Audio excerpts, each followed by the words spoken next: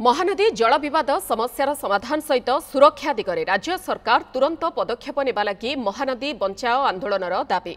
महानदी बंचाओ आंदोलनर आवाहक सुदर्शन दास एने सचेतन नागरिकों को आह्वान दैछन्ति। विशिष्ट समाजसेवी गौरीस्वाम पंडाको अध्यक्षतार एने आलोचना चक्र अनुष्ठित होइछि।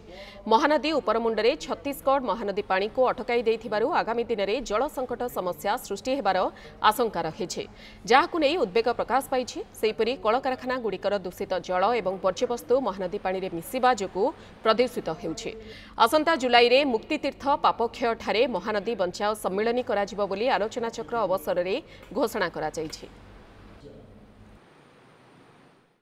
आमे जिलापाल पाखर कहबाकू चाहूँ जो माने नदी भितरे ब्लास्टिंग करचंती, नदी भितरे जो माने केमिकल पकेकी माछ मारुचंती सेमानक विरुद्ध रे जिलापाल दृढ़ कार्यानुष्ठान नियंतु एवं नदी को एभली बेपरुआ भाव में व्यवहार करंतु नहीं एवं नदी को सुरक्षा दियंतु एवं ता सहित जो माने नदी प्रदूषण करचंती जो कल कारखाना सेमानक विरुद्ध रे मध्य कलेक्टर दृष्टांतमूलक भाव में पदक्षेप नियंतु।